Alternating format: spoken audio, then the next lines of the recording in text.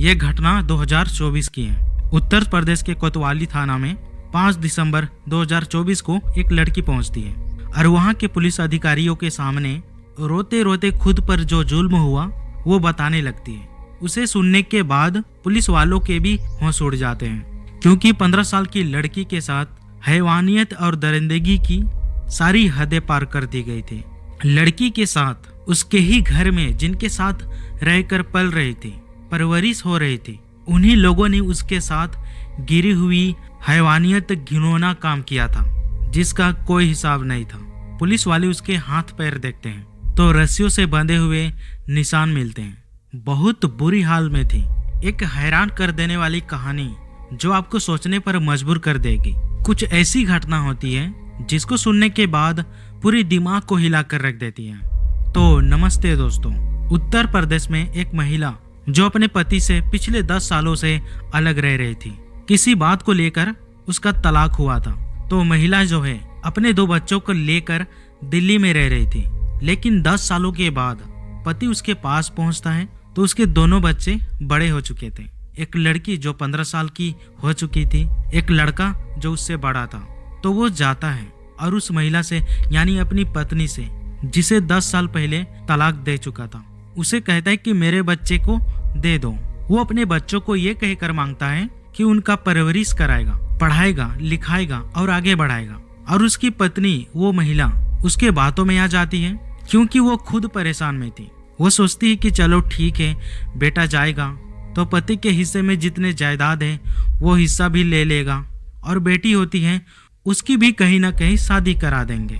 फिर वो लोग जबरदस्ती कैसे भी करके उन दोनों बच्चों को उसका पति लेकर चला जाता है। वहां आने के बाद लड़की को स्कूल में एडमिशन करा देता है, और जो लड़का था उसे पत्थर तोड़ने वाली एक फैक्ट्री में काम पर लगा देता है। उसके बाद लड़की जो है उस घर में खाना सब बनाने लगती है। उस घर में और लोग थे। उसके पिता, उम्र लगभग 40 साल थी। एक चाचा होता है जिसकी उम्र 35 साल थी। एक दादाजी होते हैं जिसकी उम्र लगभग 60 साल की थी, और एक चाची होती है, साथ ही दादी भी होती है। कुछ दिनों तक सब ठीक चल रहा था। उसके बाद एक दिन लड़की के पिता कहीं से नशा करके आता है और अपनी ही बेटी से बहकी बहकी गंदी सी बातें करने लगता है। उसकी बेटी कुछ समझ पाती, इससे पहले वो अपने आप को संभाल पाती, वो लड़की को दबोच लेता है और उसके हाथ पैर को रस्सी से बांध देता है। हाथ पैर बांधने के बाद जो उसके मन में आता है, जो मन करता है, अपनी ही बेटी के साथ वो घिनौना काम कर देता है। वो सब कुछ अपनी ही बेटी के साथ करता है। उसकी बेटी रोती रही, चिल्लाती रही, मगर वो छोड़ा नहीं। वो सब होने के बाद वो सोचती है कि अब मैं क्या करूं, किससे मदद लूं, कुछ समझ नहीं पाती। तो फिर वो अपने दादी के पास जाती है और पूरी बात बताती है कि उसके पिता ने उसके साथ घिनौना काम किया है। तो फिर उसकी दादी उल्टा उसी को डांटने लगी कि वो दिल्ली से यही करने आई है, दिल्ली में भी यही करती होगी, और यहाँ पर आई है तो बदनामी करने में लगी है। अब ऐसी बातें सुनकर वो और परेशान हो जाती है। फिर अपने दादाजी के पास जाती है, उन्हें सब कुछ बताती है कि उसके पिता उसके साथ क्या गलत किया है। तो वो भी उसी किस्म का इंसान था। जब वो लड़की बताती है कि उसके साथ क्या हुआ है, उसके मन में भी लालच आ जाती है, गंदी लालच आ जाती है। वो पाप वो उभर कर सामने आता है। लड़की के बेबसी और लाचारी को देखकर उसके अंदर की शैतान जाग जाता है, और रात होने के बाद वो भी उसके साथ वही काम करता है, उसका रेप करता है। 60 साल का आदमी था और लड़की उसका विरोध कर नहीं पाती है। उसके बाद फिर वो लड़की से कहता है कि अगर तुमने किसी को बताया तो फिर तुम जान से जाओगी। अब ये बातें सुनकर वो लड़की बहुत बुरी तरह से डर जाती है। फिर वो सोचने लगी कि अब मैं करूँ क्या।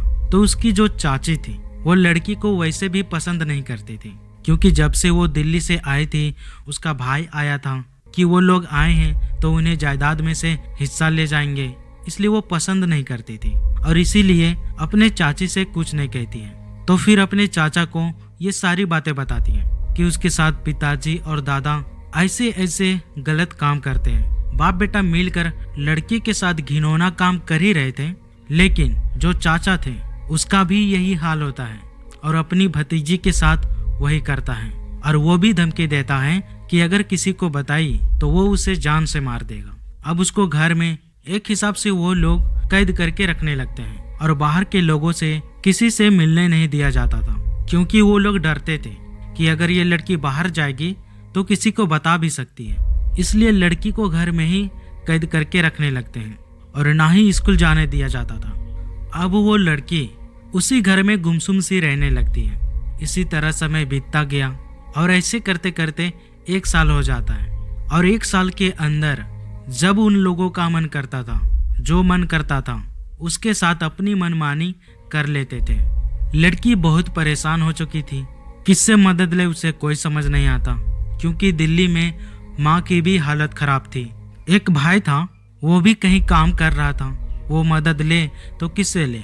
उसे 1 साल बाद पता चलता है कि वो प्रेग्नेंट हो चुकी है। तब जाकर अपनी चाची को बताती है कि इस घर में उसके साथ क्या हो रहा है, उसके साथ ऐसा ऐसा हो रहा है और अब वो प्रेग्नेंट हो चुकी है। वो महिला जैसे ही ये बात सुनती है उसके पैरों तले जमीन खिसक जाती है, मगर फिर भी महिला को कोई फर्क नहीं पड़ता और लड़की को दवा खाने के लिए कह देती है। साथ ही इस बात को यहीं दबा देती है। उस महिला को थोड़ा सा भी दया नहीं आती। वो घर में जो पुरुष थे, साथ ही उसकी चाची उसके साथ जब चाहे मनमानी कर रहे थे। उसके चाचा और पिता को जब ये बात पता चली कि वो प्रेग्नेंट हो चुकी है, अब वो सारे लोग मिलकर उसकी हत्या की साजिश रचने लगते हैं। वो सारे लोग बहुत डर चुके थे क्योंकि लड़की प्रेग्नेंट थी। अब कुछ भी कर ले, बाहर के लोगों को किसी न किसी तरह से पता चल ही जाती। इसलिए वो सारे लोग प्लान बनाने लगते हैं कि कैसे भी करके रास्ते से हटाना चाहते थे। 4-5 दिन में उसका काम कर ही देते, लेकिन एक दिन रात को वो लड़की के कानों में भनक पड़ जाती है। उसे पता चल जाता है कि उसके साथ आगे क्या करने वाले हैं। तो फिर उसके बाद जब सारे लोग सो जाते हैं तो चुपके से वो घर से निकल जाती है।